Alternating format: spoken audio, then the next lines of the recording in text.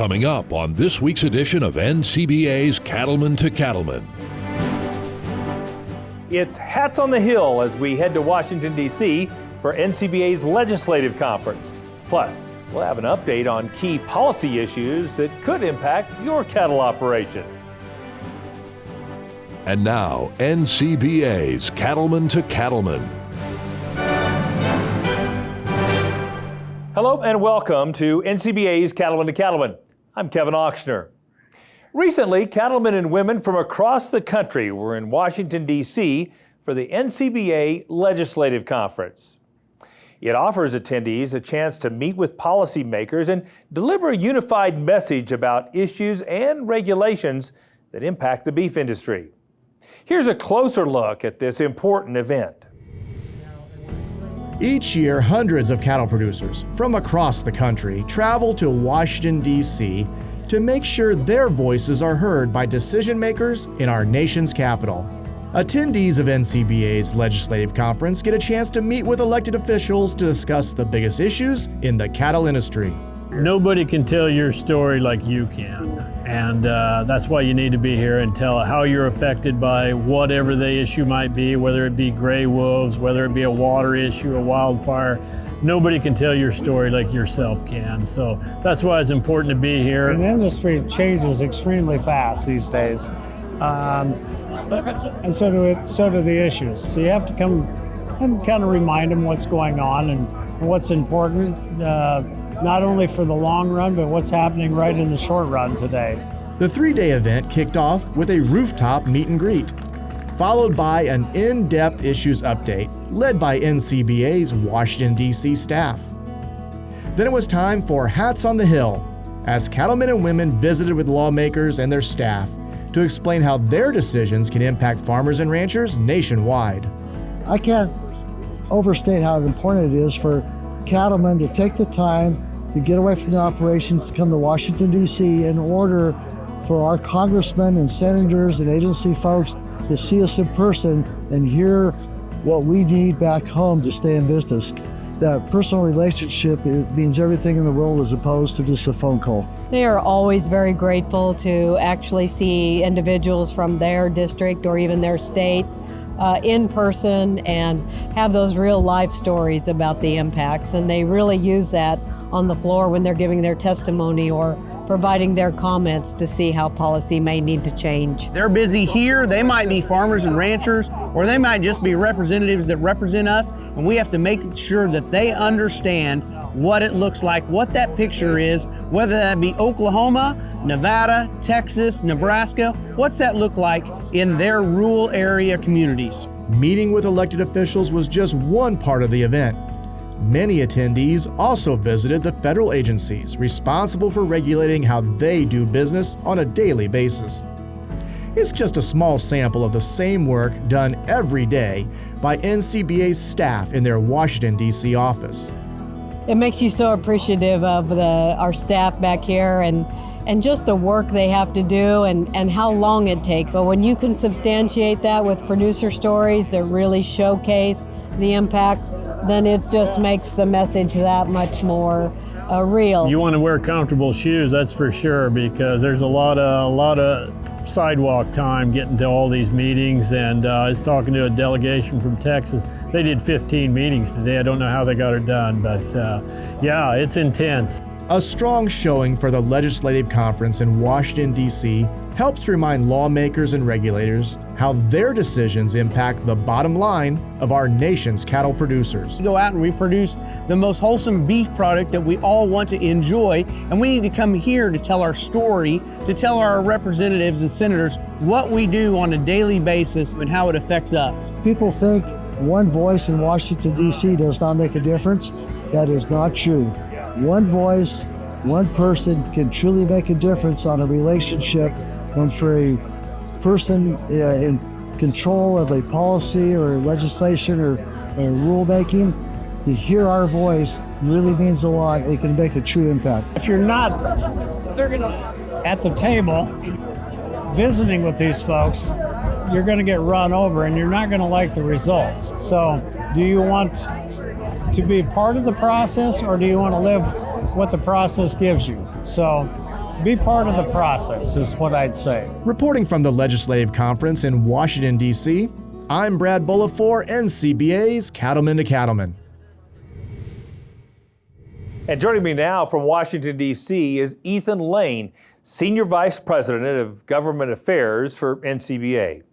Ethan, how does the NCBA Legislative Conference help support the work your team is already doing every day in Washington, D.C.? Well, we're talking to these lawmakers and their staffs constantly in Washington on a range of issues in the NCBA policy book brought forth by various state affiliates around the country over a number of years.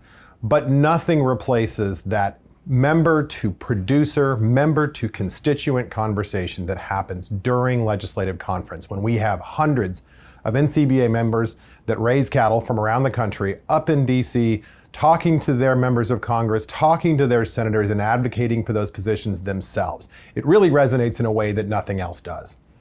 So I'm curious, what do you hear from members of Congress and their staff after this event? You know, it's always interesting. After a legislative conference, we spend weeks on follow-up requests and more information and talking to staffers about what they heard from our members. That sort of after effect of having all of our members in town like this is really something to be seen to be believed, because it really generates a lot of discussion on a ton of topics. And you know, right now it's incredibly timely, just given some of the legislation that's moving through the body right now. We're talking about another piece of the Farm Bill getting across the finish line, appropriations, things like that. So there's going to be a lot of issues after this conference to work on with staff generated by these meetings this week. What are a couple of the key topics you asked producers, Ethan, to focus on in their discussion this year with policymakers? Well, it's really timely that they're here a week before we expect to have a Farm Bill markup on this last piece of the Farm Bill on the House floor. So we're going to have the ability to send a couple hundred cattle producers to Capitol Hill with fresh feedback for their members of Congress on how they'd like to see them vote. We're also having them take up some of our traditional issues that we're working on in the process. We need some work done in the surface transportation arena, truck weights, and those changes between different states are a real problem for a lot of our producers. We continue to see a real need to protect some of the appropriations riders that we have used over the years dealing with things like electronic logging devices.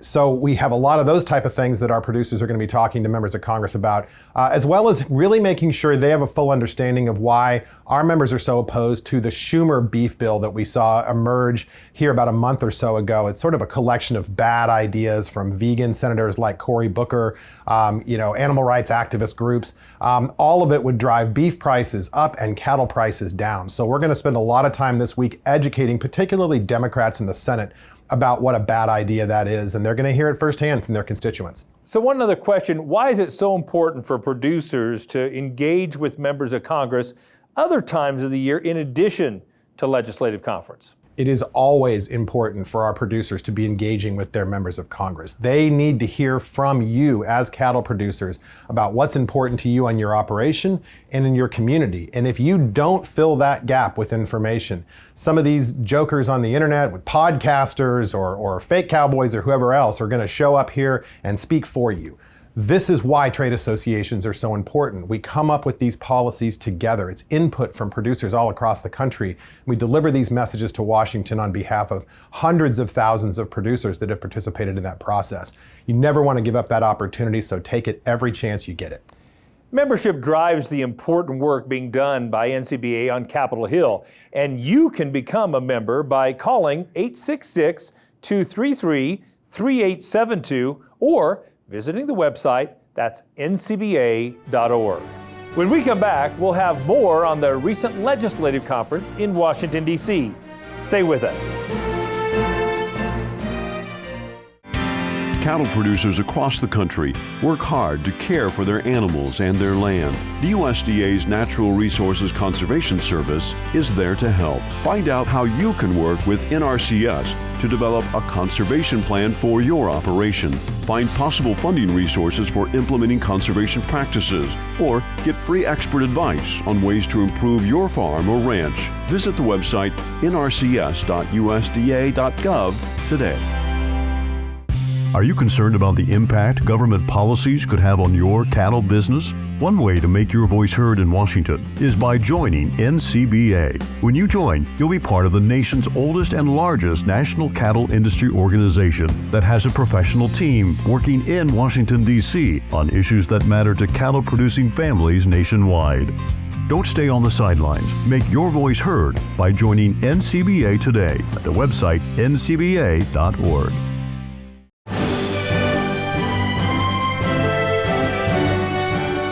Welcome back as we continue our coverage of the NCBA Legislative Conference.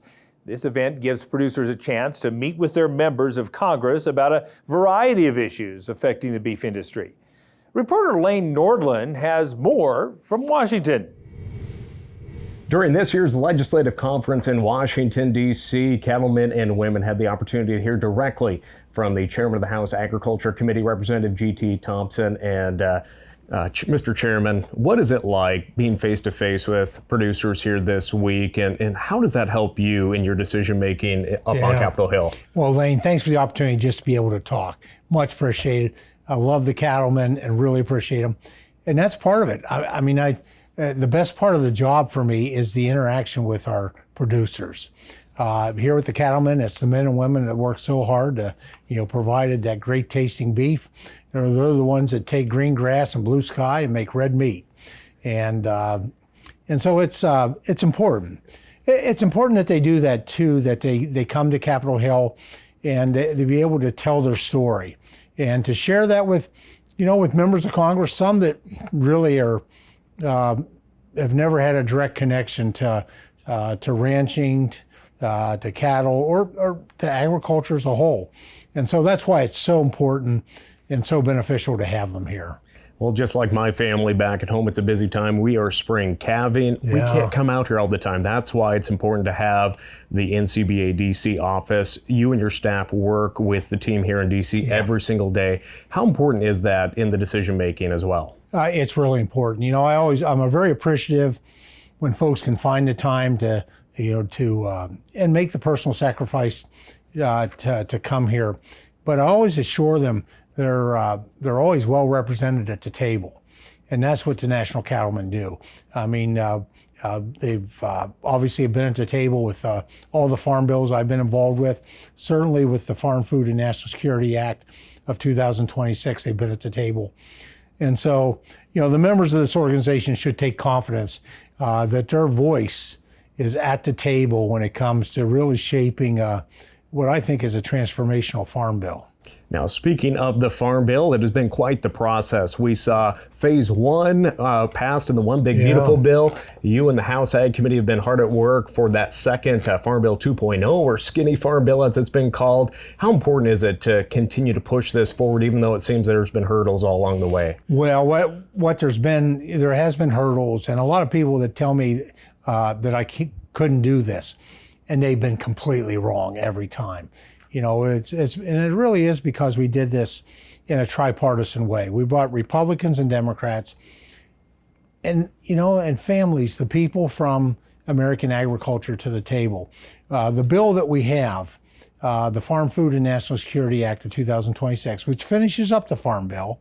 Last July, when the president signed H.R. 1, that second title was the Agriculture or the Farm Bill title. That was 1.0. What we have today is the remaining part of it, and it was a bill that we didn't write it in Washington. We wrote it out in farm country, in ranch country. Visiting 43 different states, one territory, over 150 different listening sessions. We did it in barnyards and pastures and maintenance sheds and fire halls in different places all across the country.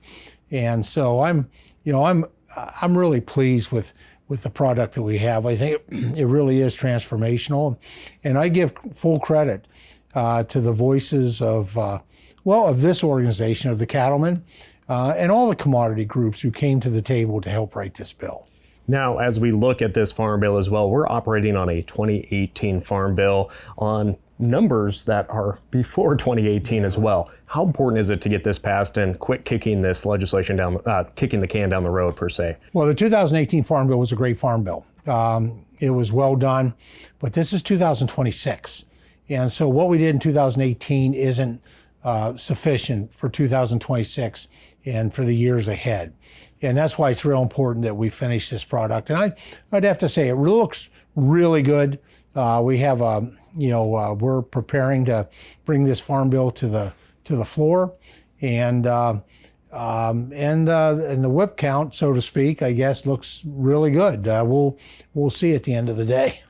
Well, again, Congressman, we appreciate your time here coming in and talking face-to-face with cattlemen and women during this year's legislative conference. And again, for more information on all of these legislative priorities, especially the Farm Bill and what NCBA is advocating for, make sure and visit ncba.org. You can help in the fight for common sense federal policies and against efforts that threaten the future of the beef cattle industry by becoming a member of NCBA. It's easy to do. Just call 866-233-3872, or you can visit the website ncba.org. Still ahead on Cattlemen to Cattlemen, we'll take you inside the Public Lands Council Legislative Conference. Stay with us.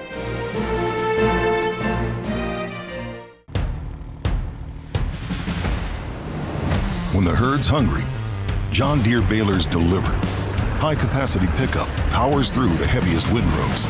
Experience baler automation with speed, gate, and weave technology, allowing you to do a better job with less effort. Built-in features track moisture and weight, while you monitor and manage it, all from your phone or display. Because every bale matters, and so does the equipment you trust.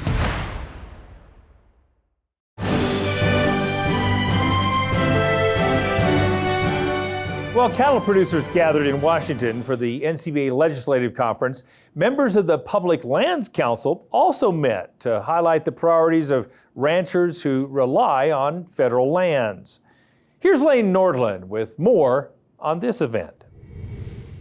A lot of top priorities being discussed in Washington, D.C. during the Legislative Conference of 2026. Joining us here today is Caitlin Glover, who oversees the natural resources and federal lands end of things here at the NCBA and Public Lands Council office in Washington, D.C. And as we're here, Caitlin, it's not only an opportunity for cattlemen and women to engage with elected officials, but also be face-to-face with the agencies that make so many important decisions on behalf of producers in the countryside. How important is it for these agencies to be interactive with producers?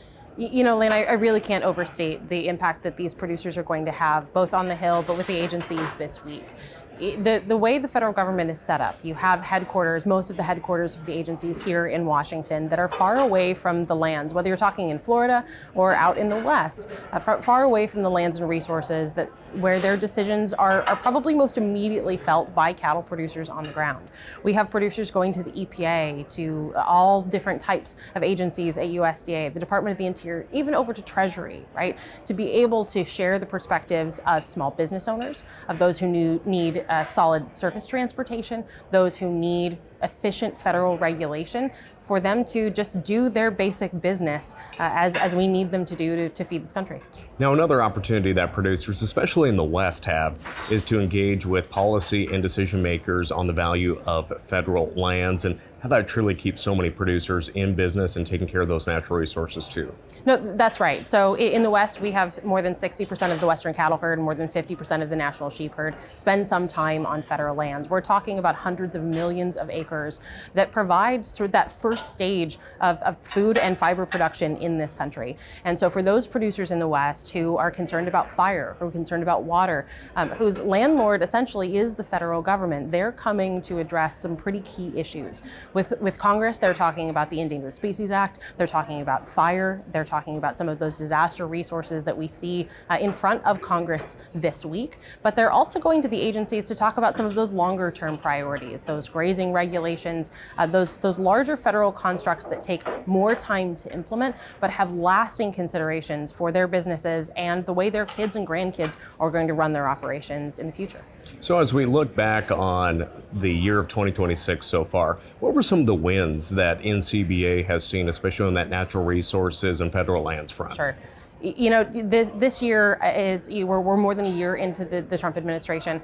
We are seeing an increasing pace of regulatory improvements. The BLM grazing regulations are sitting in that final administrative process at the Office of Information and Regulatory Affairs. We're seeing them move forward in that same vein to rescind the public lands rule.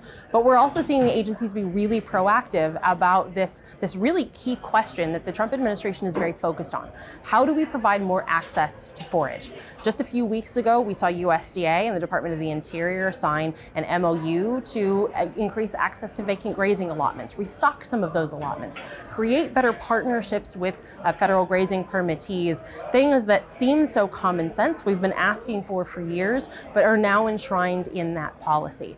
That grazing MOU, the policies that we see in some of those final stages are absolutely wonderful first steps, and I expect that progress is going to continue incrementally throughout the rest of this year.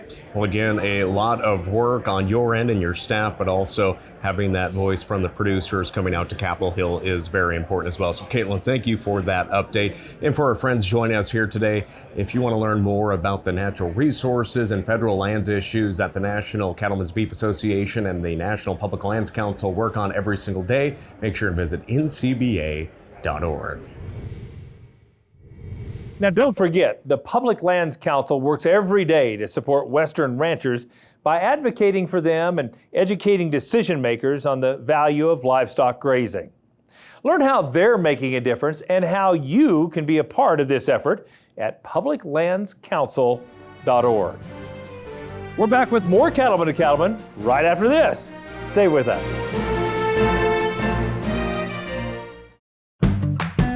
This beef quality assurance tip is funded by the Beef Checkoff. Hi, I'm Courtney Gray, Director of Marketing and Industry Relations with the Pennsylvania Beef Council. I'm here today to share some beef quality assurance tips on vaccine management and safe handling. It's incredibly important when you're working with vaccines that you are following the proper management of those vaccines as directed on the label. Most vaccines require storage in a refrigerated area between 35 and 45 degrees Fahrenheit and require being stored out of direct sunlight.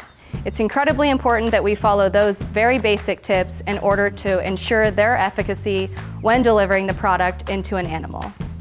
In addition, you will want to follow the label instructions on where the vaccine should be administered. Beef Quality Assurance would recommend that you administer any injections forward of the shoulder and the triangle region of the neck.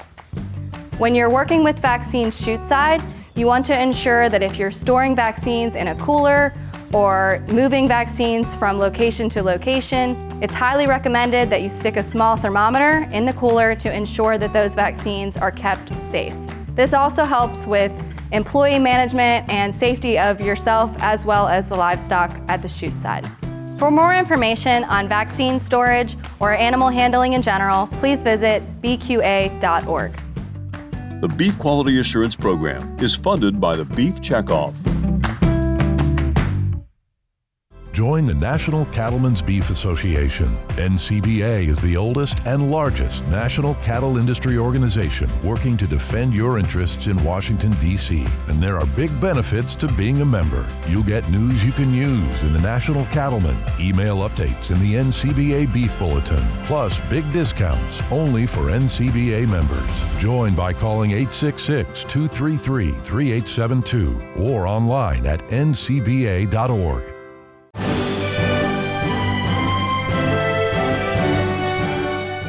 It's time for legacy photos with great shots of life on the farm or ranch submitted by families from all across our country. Let's take a look.